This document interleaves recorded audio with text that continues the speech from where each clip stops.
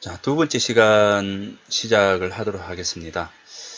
4주차 두 번째 시간입니다.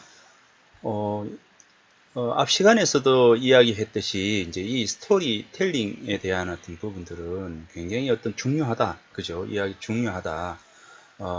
그래서 이제 이야기의 유통과 또는 새로운 의미를 만들어내는 것, 그리고 어떤 공간을 이야기가 있는 공간으로 만들어가는 거, 그죠? 이제 그러면서 재미와 즐거움을 주고 하는 어떤 부분들, 그리고 이제 다양한 이야기들로 만들 수 있고, 교훈과 가르침을 부여할 수 있고, 새로운 공간에 대한 의미들을 창조할 수 있고, 그죠? 그러면서 이제, 재밌는 공부, 공부를 재밌게 할 수 있도록, 그렇게 만들어 갈 수 있는 것이 바로 스토리텔링이다. 이렇게 이야기를 했습니다. 자, 그래서 이제 이야기의 유통은 다양한 이야기를 만들어 갈 수 있고, 새로운 의미를 부여해서 교훈과 가르침을 줄 수가 있고, 이야기에 있는 공간으로 해서 새로운 공간을 창조하고, 재미와 즐거움을 줌으로 해서 공부에 재미를 주도록 하는, 이제 이런 것들이 바로 이 스토리와 텔링이겠죠. 그래서 이제 이 스토리는, 그 사랑을 한번 이야기해 볼까요? 사랑이라고 하는 어떤 주제는 같지만 스토리는 다르다. 즉, 이제 인물, 사건, 배경이 다르잖아요. 그죠? 이 각각의 공간과 이제 시간을 두고 서로 다른 얘기들이 이제 만들어질 수 있는데, 자, 여러분들이 잘 아는 로미오 줄리엣 있죠? 자, 우리나라에서는 이제 뭐 재밌는 얘기가 뭐 있냐면, 명주가 배경설화가 있습니다. 명주가 배경설화라고 해서 강릉이 명주잖아요. 이 고구려에 있었던 사랑 얘기가 있습니다. 명주가 배경설화예요. 이제 아는 저기 분들은 많이 알 텐데, 자, 이 고구려에 있던 사랑 얘기입니다. 한번 로미오 줄리엣과 어떤 로미오와 줄리엣 이상으로 만약에 이 명주가가 전해졌다면 굉장한 재미있는 얘기가 될 텐데, 자, 고구려의 이제 청년과 고구려 처녀의 사랑 얘기입니다.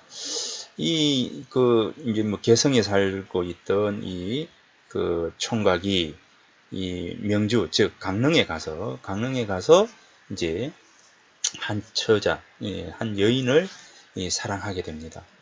그래서 둘이 너무 사랑했는데, 너무 사랑해서 어느 날 이제 이 총각이 결혼을 하기 위해서는 이제 벼슬을 과거에 나아가서 이제 먹고 살아야 되니까, 그죠? 그래서 내가 과거를 봐서 이제 돌아오겠노라, 이제 금이하냐 해서 당신을 아내로 정식으로 맞아드리겠다, 이렇게 해서 이제 개성으로 갑니다.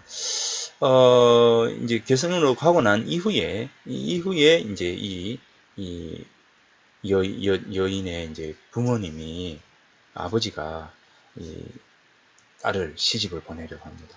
그래서 이제 당시에 보면 이제 차장수, 소금장수 이렇게 해서 이제 이 아주 부유한 사람들이죠.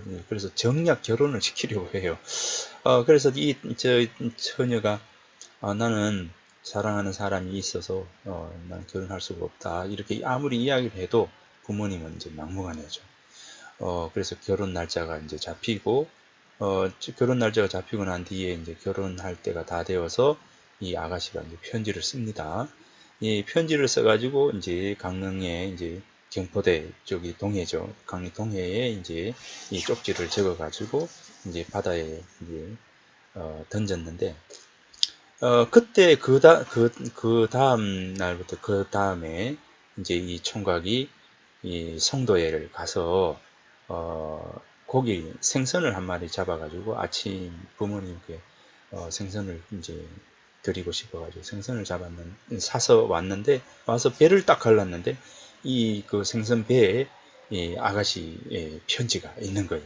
우리가 타임이러 버틀 있죠. 병 속에 있는 이제 편지를 넣어서 타임이러 버틀이라고 하는 영화도 있는데, 그것처럼 이 생선의 뱃속에 이 편지가 있는 겁니다. 이제 그래서 이 편지를 읽어보니까 내가 아가씨가 이제 결혼을 해야 하고, 또 이제 이러이러되고 이렇다라고 이제 해서 이 총각이 그 소식을 듣는 순간 바로 말을 타고 이제 강릉으로 갑니다. 강릉으로 가서 이 아가씨의 집, 이 그 담벼락 안에 앞 밑에서 노래를 불러요. 사랑의 세레나데를 부르게 됩니다.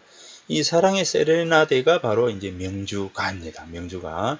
그래서 이 노래를 쫙 부르니까 얼마나 이제 애절하고 좋았겠어요. 이제 그 노래를 듣고는 부모님이, 아가씨 부모가 그 노래가락을 듣고 이 총각을 집으로 들여서 이 아가씨와 결혼을 시켰다라고 하는 이야기가 명주가 배경 설화로 이제 전해오고 있습니다.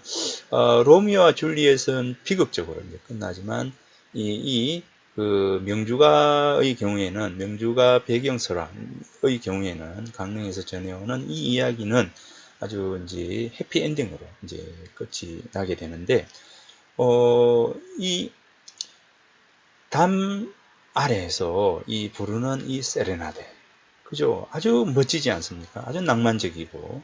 자, 이것처럼 이제 어찌 보면 이 사랑이라고 하는 주제는 다르지만 이 각각이 다른 어떤 이야기 스토리는 각각이 달리 시대와 그 국가를 통해서 다르게 전해져 만들어지고 전해져 온다라고 하는 이제 그런 부분들입니다. 그렇다면 이제 같은 이야기도 명주가 배경설화를 가지고 명주가를 내가 한번 지어보는, 나의 관점에서, 지금의 관점에서 만들어보는 이제 이런 어떤 시도들도 굉장히 그 긍정적이고 좋은 시도들이지 않을까, 이제 그런 생각을 합니다. 그래서 글쓰기 수업을 통해서 이런 시도들이 좀 이루어졌으면 좋겠다라고 하는 것이 바로 내 생각이고, 이런 어떤 부분들이 자꾸 이제 반복이 되다 보면 글쓰기가 굉장히 쉽게 다가올 수 있을 거다라는 생각을 합니다.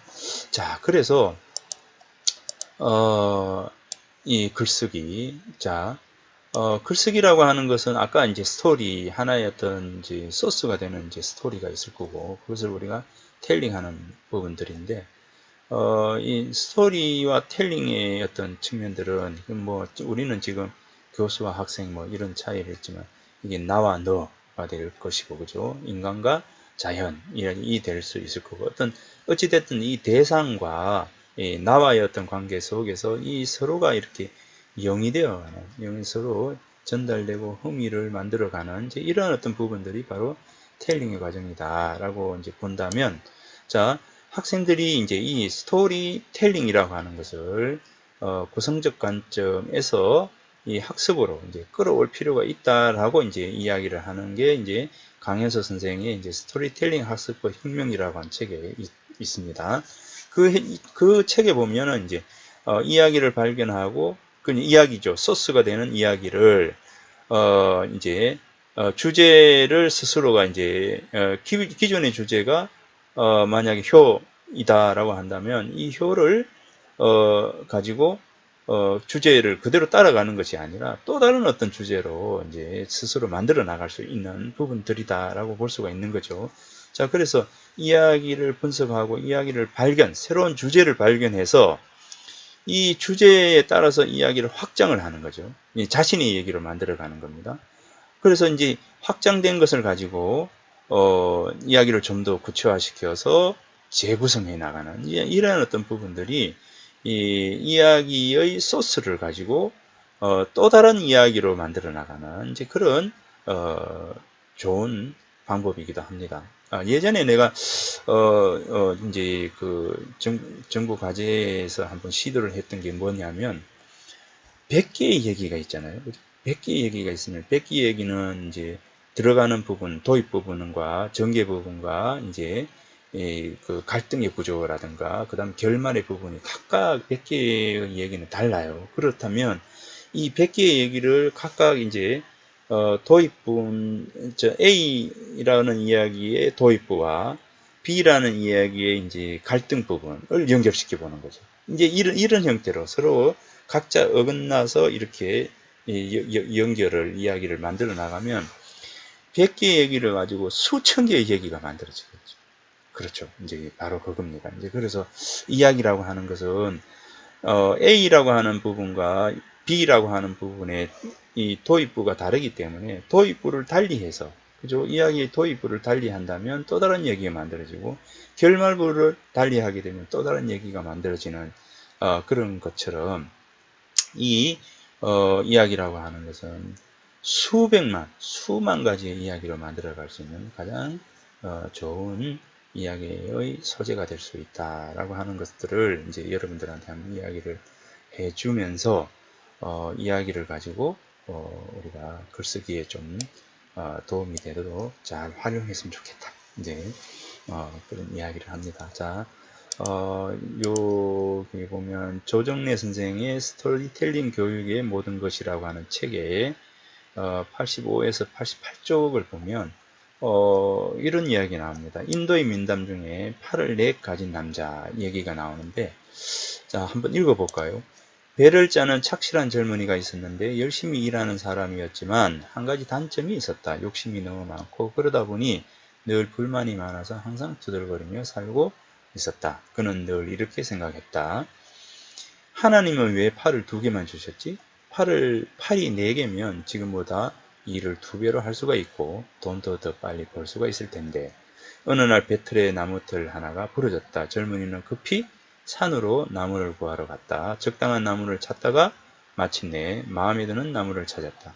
이 정도 나무면 되겠구나. 빨리 베어서 다듬어야지. 그가 도끼로 나무를 찌그레 하자 어디선가 구슬픈 목소리가 들렸다. 저는 어려서 쓸모가 없을 테니 제발 살려주세요. 살려주시면 딱 2번의 소원을 들어드릴게요. 젊은이는 속는 셈치고 도끼를 거두고 소원을 말했다.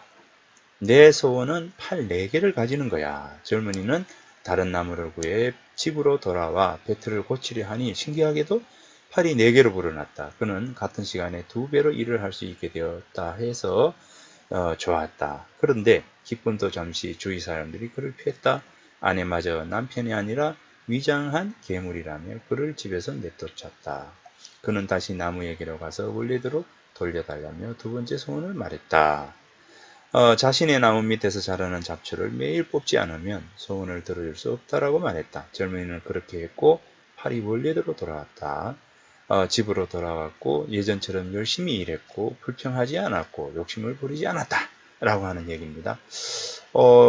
이제 조전의 선생이 스토리텔링 교육의 모든 것이라고 하는 이 책에서 적은 것을 이렇게 또 이제 요약을 해서 한 페이지에 적어 봤는데요. 자, 그 이야기를 읽고 주제가 뭐라고 생각하십니까? 그죠, 주제. 주제는 뭘까요? 이 주제. 자, 여기 보면, 하나님은 왜 팔을 2개만 줬지? 이 4개면 2배로 일할 수 있을 텐데, 팔을 4개를 가지는 거야? 자, 이 정도 나무면 되겠구나. 빨리 베어서 다듬어야지. 이제 나무를 베려고 하니까, 이 나무가 나를 베지 말고 다른 나무를 베어라. 이렇게 이야기하죠. 여기 쓸모가 없을 테니 빨리 제발 살려주세요. 딱 2번의 소원을 들어드릴게요. 아내마저 남편이 아니라 위장한 괴물이라며 집에서 쫓았다.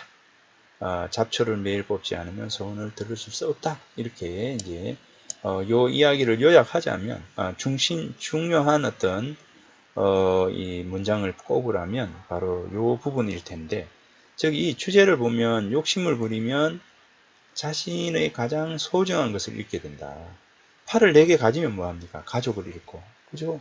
가족을 잃게 되고, 여러 가지를 다 이제 잃게 되는 부분들이겠죠. 그래서 욕심을 부리면 자신의 소중한 것을 잃게 된다. 여기에 바로 이 팔을 4 가진 남자의 이야기에서 주제가 될 텐데, 자, 그러면 이 이야기들을 요 주제만 가지고 우리가 할까요? 그건 아니잖아요. 그래서 자 여기에서 또 다른 주제를 찾아보자 라고 하는 겁니다. 이 조정래 선생의 얘기가 바로 이겁니다. 이야기를 읽고서 생각을 확장 한번 해보자 라고 하는 거예요.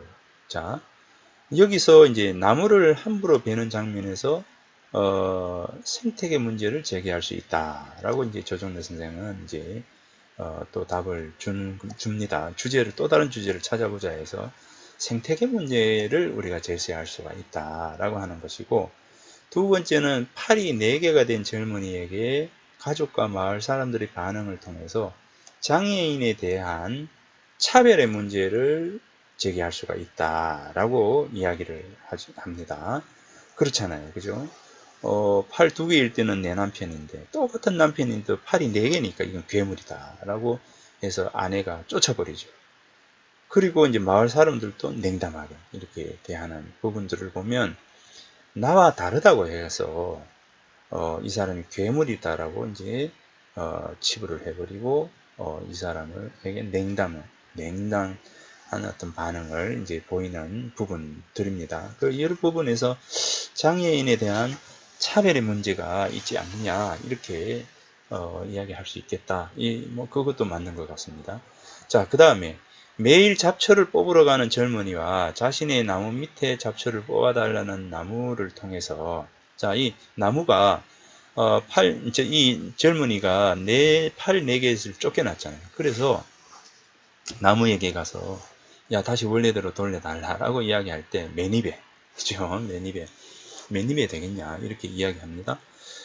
그래서 그 나무가 자기 나무 밑에 있는 잡초를 뽑아주지 않으면 네 소원을 들어줄 수 없다라고 이야기하는 것에서 보면 여기 보면 젊은이도 이득을 쫓아가고 이 나무도 이득을 쫓아가는 거죠. 이 모든 부분 매니베, 그죠? 매니베. 나에게 이득이 되는 방향으로 모든 것들을 끌어가는 이제 이 이야기 속에서 현대인들의 어떤 개인주의적인 모습을 볼 수가 있다 이렇게 이야기를 하는데, 사실은 이게 현대인들의 모습일까요? 우리 인간이 가지고 있는 어떤 모습이겠죠. 그 맹자에 보면 이제 맹자 맨 처음 양양편에 첫 번째 장에 보면 양양편이 첫 번째 장입니다. 양양이 이제 그 전국시대죠. 이제 맹자가 활동할 때는 전국시대니까 이 전국시대 양양이 이제 패자가 되기 위해서 뛰어난 사람들을, 훌륭한 사람들을 이제 자기가 거느리고 싶어서 이제 모집을 합니다. 나에게 오면 모든 것을 다 네 그 능력을 발휘할 수 있도록 도와주겠다 이래 하니까 맹자도 이 양양을 찾아옵니다. 이제 그래서 이 맹자가 맨 처음에 보면은 이제 맹자가 양양을 찾아오는 그 모습이 딱 옵니다. 그런데 맹자가 이제 양양을 찾아왔을 때 양양이 한 얘기가 뭐라고 하느냐면 선생이시여 불원천리이래 하시오. 불원천리 이래 하셔서 이제 그러니까 불원천리 천리를 몰다 하지 않으시고 이래 여기 오셨으니 우리 나라를 위해서 무엇을 이렇게 해주시겠습니까? 라고 이제 이야기합니다. 그러니까 이로움을 이야기하는 거죠. 나를 위해 가지고 무엇을 이렇게 해줄 거냐? 이렇게 이제 물어요. 이러니까 이제 맹자가 이제 이렇게 이야기를 합니다. 임금이시여, 왜 하필이면 이로움을 말씀하십니까? 그러니까 하필 완리, 이래서 이로움을 이야기하십니까? 인의가 있을 뿐입니다. 사랑이라고 하는 어떤 가치와 의로움이라고 하는 이 두 가지 어떤 가치가 있을 뿐인데 있습니다. 라고 이야기를 해요. 그러니까 인의도 있는데도 불구하고 이 처음 맹자를 만나는 자리에서 이로움, 이로울 이자, 이로움을 이야기하는 그 양양에게 충고를 하는 거죠. 이제 맹자 이야기에서 이제 놓고 본다 하더라도 우리 사회가 과거부터 시작해서 현재에 이르기까지 우리 사회가 결국 이제 개인의 이익을 위해서 이제 골똘하는 이제 그러한 모습들이 있습니다. 결국 이제 우리가 공부해야 하는 어떤 부분들도 개인의 이제 이득에 끌려가지 않고 공적인 가치의 방향으로 모든 것들을 해 나가도록 하는, 이게 별로 이제 공부의 목표가 이유가 되겠죠. 이제 그래서 공부를 왜 해야 됩니까? 했을 때 사서상경에 있는 말들을 한마디로 이야기한다면 사적 욕망을 이 공적 가치, 사적 욕망의 공적 가치와 균형 찾기. 그러니까 균형을 찾아야 해요. 지금 우리 이제 선거도 이제 와닿아 있는데 얼마만큼 이 자신이 하고 싶은 일들이 우리 모두의 이 공적인 가치와 맞물려 갈 수 있느냐 라고 하는 어떤 부분들을 잘 고민해 볼 필요가 있다. 그래서 개인의 어떤 욕망들을 개인의 욕망을 성취하는 방향으로 나아가는 사람이 있는가 하면 공적인 가치를 추구하기 위해서 개인의 어떤 성취를 추구하는 사람들도 있을 겁니다. 이제 그걸 잘 살펴봐야 할 이유도 있다. 그러니 이제 개인주의 모습은 어디에나 있겠죠. 자, 그래서 이 이야기에도 바로 이 개인주의에 대한 어떤 모습을 볼 수가 있더라라고 하는 겁니다. 그렇다면 이제 실제적으로 이 이야기는 욕심을 버려라 라고 하는 것, 이제 쓸데없는 욕심을 버려야 된다라고 이렇게 이야기 주제가 이제 설정이 되었지만 이 주제 이외에 생태계의 문제라든가 장애에 대한 차별의 문제라든가 개인주의에 대한 어떤 문제라든가 이런 다른 주제들도 끌어낼 수가 있다라는 거죠. 그러니까 이야기는 하나를 이야기한다 하더라도 그거는 하나의 주제로 머무를 수 없는 겁니다. 우리가 이제 그 수영미학에서 다른 사람의 이 모습을 봤을 때 어떤 사람은 이제 코를 먼저 보는 사람이 있고, 그죠? 어떤 사람은 눈을 보는 사람이 있고, 어떤 사람은 입을 보는 사람들이 있겠죠? 그렇다면 이제 이 보는 사람의 관점에 따라서 그 사람이 다르게 보이는 것처럼 이야기라고 하는 것도 뭡니까? 그 이야기를, 그 글을 읽는 사람의 관점에 따라서 여러 가지 다양한 관점으로, 다양한 주제로 받아들일 수 있다라는 거죠. 그래서 여러분들이 지금부터 이제 공부를 하는 과정에서 무엇보다도 이제 주의를 기울이고 또 무엇보다도 이제 생각해야 할 부분들은 뭐냐면 다른 사람이 만들어 놓은 정답을 따라가지 마라 이 이야기입니다. 다른 사람이 만들어 놓은 정답을 절대로 따라가서는 안 된다라고 하는 거죠. 그러면은 뭐 답이 있을 필요가 없잖아요. 이렇게 이야기할 수 있겠지만 물론 뭐 사지선다 오지선다 뭐 이렇게 해서 뭐 답은 있죠. 답은 있습니다. 있지만 그러나 다른 사람이 설정한 그 답을 무턱대고 따라갈 필요는 없다. 이유는 없다라고 하는 거죠. 자신의 어떤 생각을 가지고 또 다른 관점으로 사물을 바라보고 또 이야기를 바라보고 사건을 이해하고 그죠? 어떤 대상을 바라볼 수 있는 대면할 수 있는 그런 여러분들의 어떤 자기 주도적 가치를 지니고 있을 필요가 있다라고 하는 겁니다. 그것이 없으면 안 됩니다. 예, 그것이 없으면 뭐 안 된다기보다도 그것을 키워나가는 것이 굉장히 중요한 부분들이다라고 생각이 들고 글쓰기 시간에 가능하면 이런 부분에서 여러분들에게 자꾸 강조를 하려고 합니다. 여러분들의 생각과 여러분들의 관점을 찾아나가는 시간이 바로 이 글쓰기 수업이라고 하는 이 시간을 통해서 키워졌으면 좋겠다라고 하는 게 제 생각이고 또 그리 되었으면 좋겠어요. 그래서 그렇게 될 때 이 글쓰기 수업이 이 가치가 있지 않을까라는 생각을 합니다. 그래서 여러분들에게 이제 꼭 내가 요구하고 싶은 것은 바로 이겁니다. 기존의 이야기를 활용해 가지고 문제점을 발견하고 그 문제에 대한 자신의 메시지를 담아내려는 시도가 매우 중요하다. 그죠? 매우 중요하다라고 생각이 들고 또 이러한 어떤 가치들을 여러분들이 이 관점을 지닐 수 있도록 할 필요가 있다. 그래서 이야기를 발견하고 이야기를 확장하고 또 이야기를 재구성해가는 능력을 대학생활 동안 키워나가는 것이 이 대학 공부의 어떤 가장 중심된 의미이지 않을까라는 생각을 합니다. 이 고등학교 때까지의 그 공부는 답을 찾아가는 공부였지만 답을 외우는 공부였지만 이 대학의 공부는 답을 찾아가는 겁니다. 답을 찾아가는 것이고 문제를 찾아가는 겁니다. 그러니까 정답을 찾아가는 것이 아니라 문제를 찾아가는 것, 문제점을 찾아가는 것이 바로 대학의 공부다라는 생각을 합니다. 그래서 문제를 찾아가고 그 문제를 해결하기 위한 노력들이 바로 대학에서의 공부다라고 하는 것을 꼭 이야기를 하고 강조를 합니다. 그러니 여러분들이 이야기를 그냥 이야기로서만 생각할 것이 아니라 이야기를 또 다른 관점으로 자신의 얘기로 만들어 나갈 수 있도록 생각을 좀 깊이 할 수 있는 기회가 이 글쓰기 수업을 통해서 이루어졌으면 좋겠다라고 하는 것이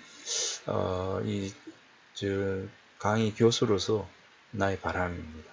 그러니 그런 부분에서 좀 더 집중하고 문제점을 발견할 수 있도록 마음을 쓰기 바랍니다. 자, 그러면 두 번째 시간 마치도록 하겠습니다. 잠깐 쉬었다가 또 세 번째 시간으로 가도록 하겠습니다.